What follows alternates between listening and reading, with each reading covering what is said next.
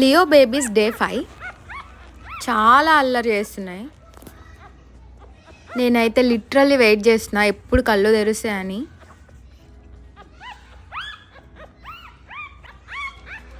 పుట్టినప్పుడైతే చాలా ఎలిక పిల్లల లెక్కన ఉన్నాయి. ఇప్పుడు కొంచెం పెరిగినాయి అన్నమాట. అసలు చాలా ఫాస్ట్గా పెరుగుతుంది గ్రోత్ అయితే.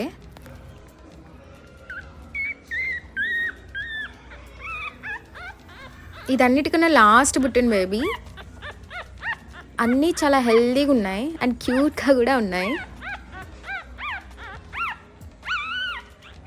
మీకు ఒక విషయం తెలుసా, ఇంట్లో డాగ్స్ పెంచుకోవటం వల్ల నెగిటివ్ ఎనర్జీస్ అనేవి చాలా వరకు ఉండవు. నేను చాలా స్టోరీస్ విన్నాను అండ్ కొన్ని స్టోరీస్ మన పేరెంట్స్ కూడా చెప్తూ ఉంటారు. అండ్ ఇప్పుడు ఈ జనరేషన్లో మనం చూడకపోవచ్చు, కానీ మన పేరెంట్స్ జనరేషన్లో అయితే చాలా వరకు ప్రతి ఇంటికి ఒక ఆవు అండ్ ఒక కుక్క పిల్లని పెంచినా పెంచకపోయినా ప్రతి ఇంటి దగ్గర ఒకటైతే ఉంటుందంట. మనుషుల కన్నా ఈ డాగ్స్కి అండ్ ఆవులకి ఎక్కువగా సెన్స్ అనేది ఉంటుంది. నెగిటివ్ ఎనర్జీని త్వరగా పసిగట్టేస్తాయంట.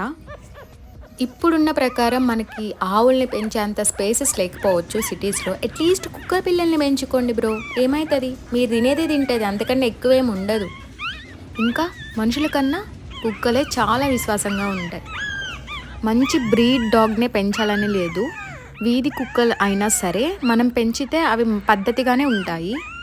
అండ్ ఇప్పటికీ చాలా మందిలో అవేర్నెస్ వచ్చి అండ్ వీధిలో పెరిగే వాటికి చిన్న చిన్న కుక్క పిల్లల్ని పెంచితే వాటిని అడాప్షన్ సెంటర్లో కూడా ప్రొవైడ్ చేస్తూ ఉన్నారు. అండ్ ఎవరికైనా కావాలి అని అంటే వాళ్ళు తీసుకొచ్చి మంచిగా పెంచుకుంటున్న వాళ్ళు కూడా ఉన్నారు. మీలో ఎవరైనా అలా ఉన్నారా, స్ట్రీట్ డాగ్ని పెంచుతున్న వాళ్ళు? అయ్ బాబోయ్, మీరు చాలా గ్రేట్ అండి. ఎవరైనా ఉంటే కమెంట్ చేయండి.